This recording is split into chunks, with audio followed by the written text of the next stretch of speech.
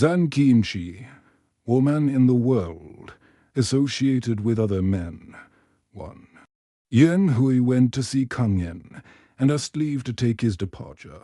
"Where are you going to?" asked the master. "I will go to Wei," was the reply. "And with what object?"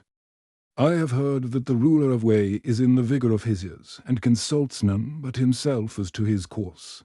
He deals with his state as if it were a light matter, and has no perception of his errors.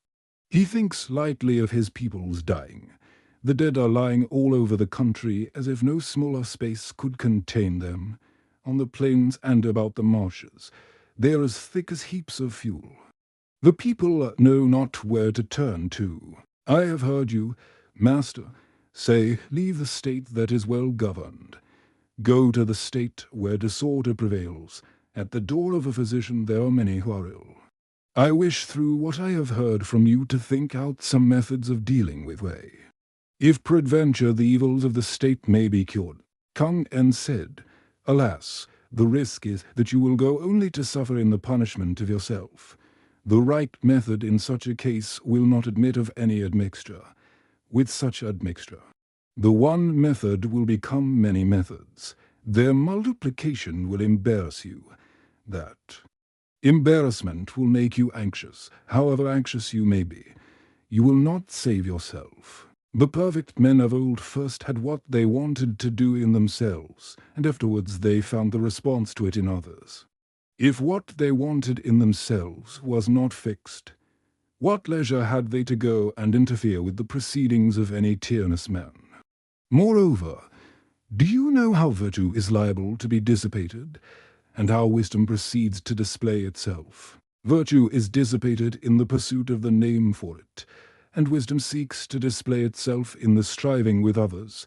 In the pursuit of the name men overthrow one another. Wisdom becomes the weapon of contention. Both these things are instruments of evil, and should not be allowed to have free course in one's conduct. Supposing one's virtue to be great and his sincerity firm, if he do not comprehend the spirit of those whom he wishes to influence, and supposing he is free from the disposition to strive for a reputation, if he do not comprehend their minds, when in such a case he forcibly insists on benevolence and righteousness, setting them forth in the strongest and most direct language before the tyrant, then he, hating his reprover's possession of those excellences, will put him down as doing him injury. He who injures others is sure to be injured by them in return. You indeed will hardly escape being injured by the man to whom you go. Further, if perchance he takes pleasure in men of worth and hates those of an opposite character, what is the use of your seeking to make yourself out to be different from such men about him? Before you have begun to announce your views, he, as king and ruler, will take advantage of you, and immediately contend with you for a victory. Your eyes will be dazed and full of perplexity. You will try to look pleased with him. You will frame your words with care. Your demeanor will be conformed to his. You will confirm him in his views. In this way you will be adding fire to fire, and water to water, increasing, as we may express it, the evils which you deplore. To these signs of deferring to him, at the first there will be no end. You will be in danger, seeing he does not believe you, of making your words more strong, and you are sure to die at the hands of such a tyrant. And formerly Qi killed Quan Lung Feng, and Cao killed the Prince Pecan. Both of these cultivated their persons, bending down in sympathy with the lower people to comfort them suffering as they did from their oppressors, and on their account opposing their superiors. On this account, because they so ordered their conduct, their rulers compassed their destruction. Such regard had they for their own fame. Again, Yao anciently attacked the states of Shang, Qi, and Shuo. And why attack the ruler of He? Those states were left empty, and with no one to continue their population, the people being exterminated. They had engaged in war without ceasing. Their craving for whatever they could get was insatiable, and this ruler of ways, like them, one who craves after fame and greater substance. Have you not heard it? Those sages were not able to overcome the thirst for fame and substance. How much less will you be able to do so? Nevertheless, you must have some ground for the course which you wish to take. Pray try and tell it to me. Yan Hui said, "May I go, doing so in uprightness and humility, using also every endeavor to be uniform in my plans of operation?" "No, indeed," was the reply. "How can you do so?" "This man makes a display of being filled to overflowing with virtue, and has great self-conceit.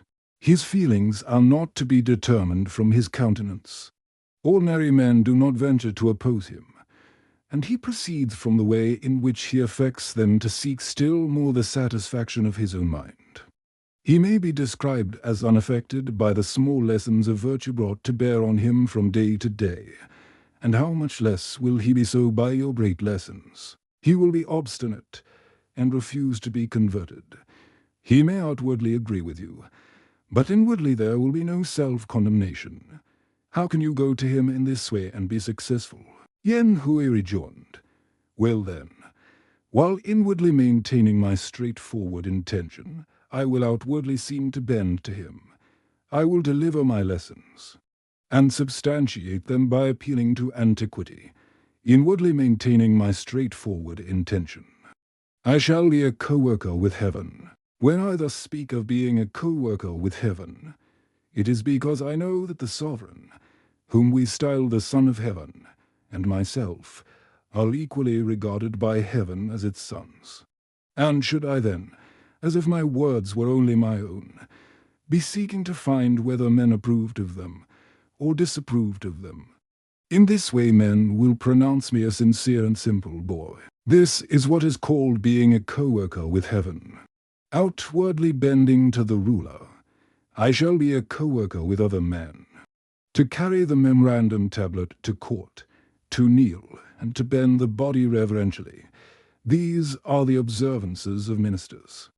They all employ them, and should I presume not to do so, doing what other men do, they would have no occasion to blame me. This is what is called being a fellow worker with other men, fully declaring my sentiments and substantiating them by appealing to antiquity. I shall be a co-worker with the ancients. Although the words in which I convey my lessons may really be condemnatory of the ruler, they will be those of antiquity, and not my own. In this way, though straightforward, I shall be free from blame. This is what is called being a co-worker with antiquity. May I go to way in this way, and be successful?" "No, indeed," said Kanyen. "How can you do so? You have too many plans of proceeding, and have not spied out the ruler's character. Though you firmly adhere to your plans, you may be held free from transgression, but this will be all the result. How can you in this way produce the transformation which you desire? All this only shows in you the mind of a teacher." "True," Yan Hui said, "I can go no farther. I venture to ask the method from you." Kang En replied, "It is fasting, as I will tell you, but when you have the method, will you find it easy to practice it? He who thinks it easy will be disapproved of by the bright heaven, who has said, 'My family is poor. 4 months together we have no spirituous drink, nor do we taste the prescribed food or any strong-smelling vegetables. Can this be regarded as fasting?' The reply was, 'It is the fasting appropriate to sacrificing, but it is not the fasting of the mind.' I venture to ask what that fasting of the mind is." Said Hui, and Kang En answered, "Maintain a perfect unity in every movement of your will.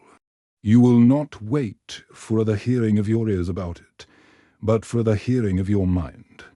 You will not wait even for the hearing of your mind, but for the hearing of the spirit. Let the hearing of the ears rest with the ears. Let the mind rest in the verification of the rightness of what is in the will. But the spirit is free from all preoccupation, and so waits for the appearance of things. Where the proper course is, there is freedom from all preoccupation. Such freedom is the fasting of the mind. Who has said, "Before it was possible for me to employ this method, there I was, the Hui that I am. Now that I can employ it, the Hui that I was has passed away." "Can I be said to have obtained this freedom from preoccupation?" The master replied, "Entirely. I tell you that you can enter and be at ease in the enclosure where he is, and not come into collision with the reputation which belongs to him, if he listen to your counsels. Let him hear your notes. If he will not listen, be silent." 3. Skeo, Duke of She, being about to proceed on a mission to Keache, asked Kang Yen, saying, "The king is sending me, Keliang, on a mission which is very important. Keache will probably treat me as his commissioner with great respect, but it will not be in a hurry to attend to the business. Even an ordinary man cannot be readily moved to action, and how much less the prince of a state. I am very full of apprehension. You, sir, once said to me that of all things, great or small, there were few which, if not conducted in the proper way, could be brought to a happy conclusion, that, if the thing were not successful, there was sure to be the evil of being dealt with after the manner of men, that, if it were successful, there was sure to be the evil of constant anxiety, and that, whether it succeeded or not, it was only the virtuous man who could secure its not being followed by evil. In my diet I take what is coarse, and do not seek delicacies, a man whose cookery does not require him to be using cooling drinks. This morning I received my charge, and in the evening I am drinking iced water. Am I not feeling the internal heat and discomfort? Such is my state before I have actually engaged in the affair. I am already suffering from conflicting anxieties. And if the thing do not succeed, the king is sure to deal with me after the manner of men. The evil is twofold. As a minister, I am not able to bear the burden of the mission. Can you, sir, tell me something to help me in the case?" Kang Yen replied, "In all things under heaven there are two great cautionary considerations. The one is the requirement implanted in the nature. The other is the conviction of what is right. The love of a son for his parents is the implanted requirement, and can never be separated from his heart, the service of his ruler by a minister is what is right, and from its obligation there is no escaping anywhere between heaven and earth. These are what are called the great cautionary considerations. Therefore a son finds his rest in serving his parents without reference to or choice of place. And this is the height of filial duty. In the same way a subject finds his rest in serving his ruler, without reference to or choice of the business, and this is the fullest discharge of loyalty. When men are simply obeying the dictates of their hearts, the considerations of grief and joy are not readily set before them. They know that there is no alternative to their acting as they do, and rest in it as what is appointed, and this is the highest achievement of virtue. He who is in the position of a minister or of a son has indeed to do what he cannot but do, occupied with the details of the business in hand, and forgetful of his own person. What leisure has he to think of his pleasure in living or his dislike of death? You, my master, may well proceed on your mission, but let me repeat to you what I have heard in all intercourse between states, if they are near to each other. There should be mutual friendliness verified by deeds. If they are far apart, there must be sincere adherence to truth in their messages. Those messages will be transmitted by internuncios. But to convey messages which express the complacence or the dissatisfaction of the two parties is the most difficult thing in the world. If they be those of mutual complacence, there is sure to be an overflow of expressions of satisfaction. If of mutual dissatisfaction, an overflow of expressions of dislike. But all extravagance leads to reckless language, and such language fails to command belief. When this distrust rises, woe to the internuncio. Hence the rules for speech say, transmit the message exactly as it stands. Do not transmit it with any overflow of language. So is the internuncio likely to keep himself whole. 4. Moreover, skillful wrestlers begin with open trials of strength, but always end with masked attempts to gain the victory, as their excitement grows excessive. They display much wonderful dexterity, parties drinking according to the rules at first observe. Good order, but always end with disorder, as their excitement grows excessive. Their fun becomes uproarious. In all things it is so. People are at first sincere, but always end with becoming rude. At the commencement things are treated as trivial, but as the end draws near, they assume great proportions. Words are like the waves acted on by the wind. The real point of the matters discussed by them is lost. The wind and waves are easily set in motion. The success of the matter of which the real point is lost is easily put in peril. Hence quarrels are occasioned by nothing so much as by artful words and one-sided speeches. The breath comes angrily, as when a beast, driven to death, wildly bellows forth its rage. On this animosities rise on both sides.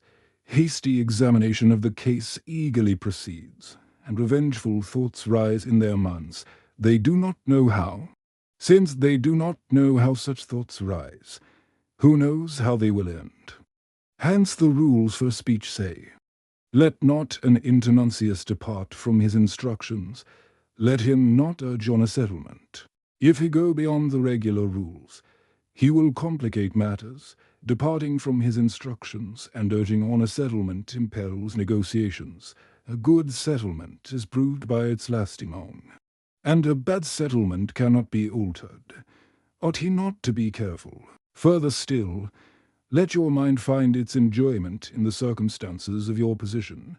Nourish the central course which you pursue by reference to your unavoidable obligations. This is the highest object for you to pursue. What else can you do to fulfill the charge of your father and ruler? The best thing you can do is to be prepared to sacrifice your life, and this is the most difficult thing to do. 5. Yan Hui, being about to undertake the office of teacher of the eldest son of Duke Ling of Wei, consulted Keke Po Wai. Here, said he, is this young man, whose natural disposition is as bad as it could be. If I allow him to proceed in a bad way, it will be at the peril of our state. If I insist on his proceeding in a right way, it will be at the peril of my own person. His wisdom is just sufficient to know the errors of other men, but he does not know how he errs himself. What am I to do in such a case? Keke Po Wai replied, good indeed is your question. Be on your guard. Be careful. See that you keep yourself correct. Your best plan will be, with your person to seek association with him, and with your mind to try to be in harmony with him. And yet there are dangers connected with both of these things. While seeking to keep near to him, do not enter into his pursuits. While cultivating a harmony of mind with him, do not show how superior you are to him. If in your personal association you enter into his pursuits, you will fall with him and be ruined.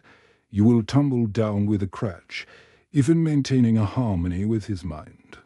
You show how different you are from him. He will think you do so for the reputation and the name, and regard you as a creature of evil omen. If you find him to be a mere boy, be with him as another boy. If you find him one of those who will not have their ground marked out in the ordinary way, do you humor him in this characteristic.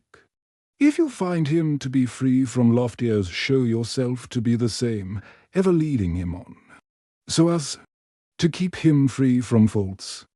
Do you not know the fate of the praying mantis? It angrily stretches out its arms to rest the progress of the carriage, and conscious of its inability for such a task, but showing how much it thinks of its own powers. Be on your guard.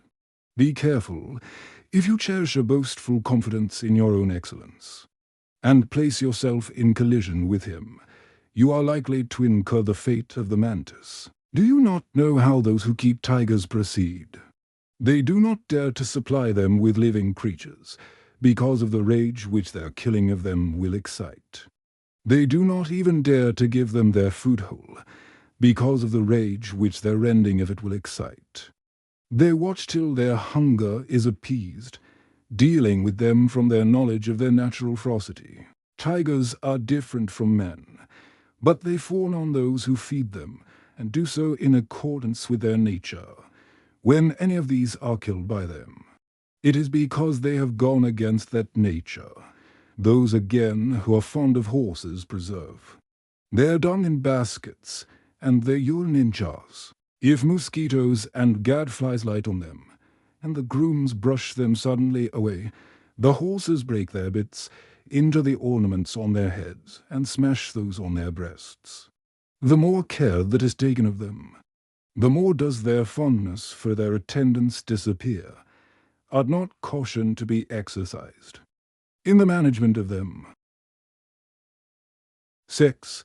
A master mechanic, called Shi, on his way to Keiache, came to Kuyuan, where he saw an oak tree, which was used as the altar for the spirits of the land.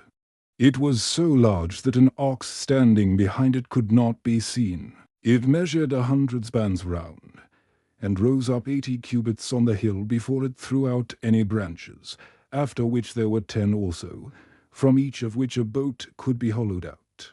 People came to see it in crowds, as in a market-place, but the mechanic did not look round at it, but held on his way without stopping. One of his workmen, however, looked long and admiringly at it, and then ran on to his master and said to him, "Since I followed you with my axe and bill, I have never seen such a beautiful mass of timber as this.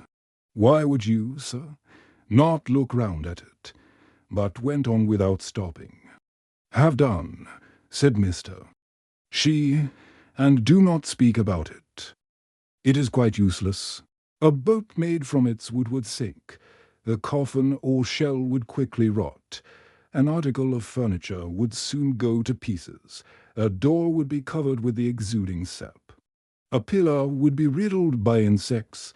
The material of it is good for nothing. And hence it is that it has attained to so great an age." When Mr. Shi was returning, the altar oak appeared to him in a dream, and said, "What other tree will you compare with me? Will you compare me to one of your ornamental trees? There are hawthorns, pear trees, orange trees, pomelo trees, gourds, and other low fruit-bearing plants. When their fruits are ripe, they are knocked down from them and thrown among the dirt. The large branches are broken, and the smaller are torn away, so it is that their productive ability makes their lives bitter to them. They do not complete their natural term of existence, but come to a premature end in the middle of their time, bringing on themselves the destructive treatment which they ordinarily receive. It is so with all things. I have sought to discover how it was that I was so useless. I had long done so till the effort nearly caused my death, and now I have learned it. It has been of the greatest use to me. Suppose that I had possessed useful properties, should I have become of the great size that I am? And moreover you and I are both things. How should one thing thus pass its judgment on another? How is it that you, a useless man, know all this about me, a useless tree?" When Mr.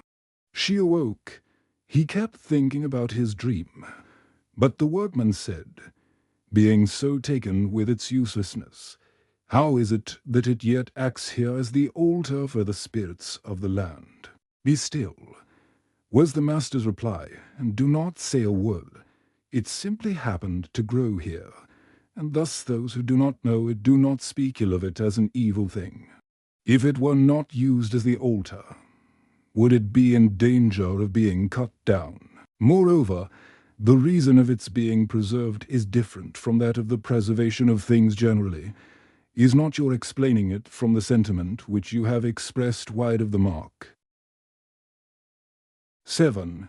Nan quotes Keiache in rambling about the heights of Shang, So a large and extraordinary tree, the teams of 1,000 chariots might be sheltered under it, and its shade would cover them all. Scaechi said, "What a tree is this! It must contain an extraordinary amount of timber." When he looked up, however, at its smaller branches, they were so twisted and crooked that they could not be made into rafters and beams. When he looked down to its root, its stem was divided into so many rounded portions that neither coffin nor shell-coup will be made from them. He licked one of its leaves, and his mouth felt torn and wounded. The smell of it would make a man frantic, as if intoxicated, for more than 3 whole days together. "This, indeed," said he, "is a tree good for nothing, and it is thus that it has attained to such a size." And spirit-like men acknowledge this worthlessness, and its result. In some there is the district of Kingshi, in which kotalpai, cypresses, and mulberry trees grow well. Those of them which are a span or 2 or rather more in circumference are cut down by persons who want to make posts to which to tie their monkeys. Those which are 3 or 4 spans round are cut down by persons who want beams for their lofty and famous houses, and those of 7 or 8 spans are cut down by noblemen and rich merchants who want single planks for the sides of their coffins. The trees in consequence do not complete their natural term of life and come to a premature end in the middle of their growth under the axe and bill. This is the evil that befalls them from their supplying good timber, in the same way the key book specifies oxen that have white foreheads, pigs that have turned up snouts, and men that are suffering from piles, and forbids their being sacrificed to the hoe. The wizards know them by these peculiarities and consider them to be inauspicious. But spirit-like men consider them on this account to be very fortunate. 8. There was the deformed object Shi. His chin seemed to hide his navel. His shoulders were higher than the crown of his head. The knot of his hair pointed to the sky. His 5 viscera were all compressed into the upper part of his body, and his to thigh bones were like ribs. By sharpening needles and washing clothes, he was able to make a living. By sifting rice and cleaning it, he was able to support 10 individuals. When the government was calling out soldiers, this poor Shi would bear his arms among the others. When it had any great service to be undertaken because of his constant ailments, none of the work was assigned to him. When it was giving out grain to the sick, he received 3 kong and 10 bundles of firewood. If this poor man, so deformed in body, was still able to support himself and complete his term of life, how much more may they do so, whose deformity is that of their faculties? 9. When Confucius went to Kithi, the madman of Ke, as he was wandering about, passed by his door, and said, "Zero Phoenix, how is your virtue degenerated? The future is not to be waited for, the past is not to be sought again. When good order prevails in the world, the sage tries to accomplish all his service. When disorder prevails, he may preserve his life at the present time. It is enough if he simply escape being punished. Happiness is lighter than a feather, but no one knows how to support it. Calamity is heavier than the earth, and yet no one knows how to avoid it. Give over approaching men with the lessons of your virtue. You are in peril, hurrying on where you have marked out the ground against your advance. I avoid publicity, that my path may not be injured. I pursue my course, now going backwards, now crookedly, that my feet may not be hurt. The mountain by its trees weakens itself. The grease which ministers to the fire fries itself. The cinnamon tree can be eaten, and therefore it is cut down. The varnish tree is useful, and therefore incisions are made in it. All men know the advantage of being useful, but no one knows the advantage of being useless.